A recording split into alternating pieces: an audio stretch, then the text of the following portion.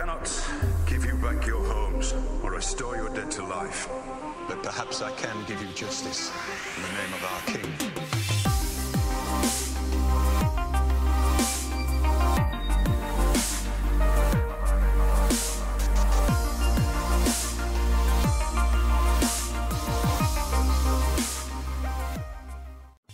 The Long Night was a seemingly never-ending winter thousands of years before Aegon Targaryen invaded Westeros and started the long Targaryen reign on the Iron Throne.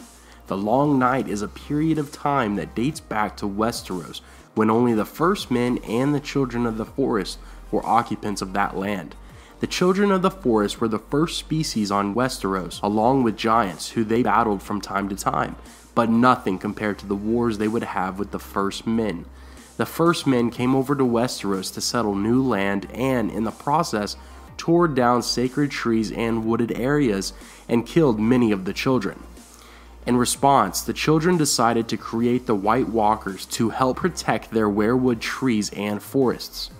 With the reason still unknown, the White Walkers disobeyed the Children of the Forest and gathered to invade Westeros as a whole and slayed anything in their path. This made the First Men and the Children band together to defeat the White Walkers. Let me rewind back real quick and talk more about the Long Night. Like I said, it was the generation-long winter. This winter was so bad that everyone was vulnerable. For example, let's take this quote that Old Nan told Bran in her story about the Long Night. "Thousands of years ago, there came a night that lasted a generation.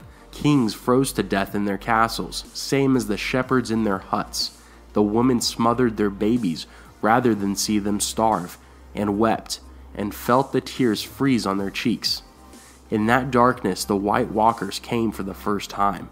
They swept through cities and kingdoms, riding their dead horses, hunting with their packs of pale spiders big as hounds."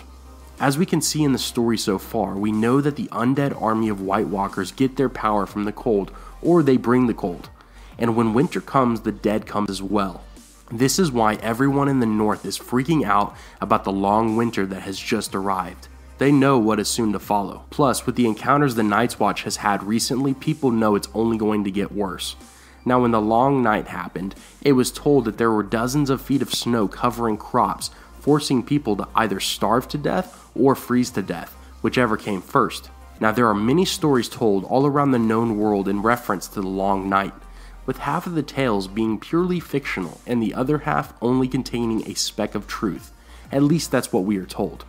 This is due to the oral pass down of these stories and many people inflating the information to make the event itself more entertaining for children and other listeners. One thing that is recurring in many of these stories is that the Children of the Forest and the First Men gathered the remaining living they had in their ranks and charged one last time at the White Walker army, which led to the undead being driven back to the far north, to an area known as the Land of Always Winter. Old Nan says this last call to arms was led by a hero who united everyone against the one opposition they faced.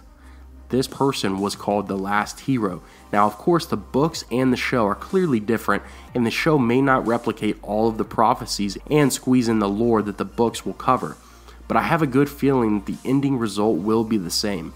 I think the show and the book will end with the outcome of the second Long Night and the new war for the Dawn, which will be men versus the dead for one final time. Will this new Long Night be similar to the first one? Will many people freeze and starve to death all over the continent of Westeros?